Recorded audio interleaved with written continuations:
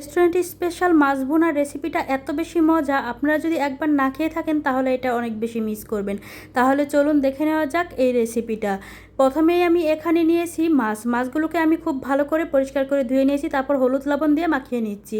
মাখিয়ে নেওয়া হয়ে গেলে আমি এগুলোকে একটা সাইডে রেখে দেবো। তারপর এখানে আমি নিয়ে নিয়েছি দুইটা পেঁয়াজগুলোকে আমি একটু মোটা মোটা করে কেটে নিচ্ছি। তারপর নিয়ে নিয়েছি দুইটা টমেটোগুলোকেও আমি একটু চিকন চিকন করে কেটে নিচ্ছি।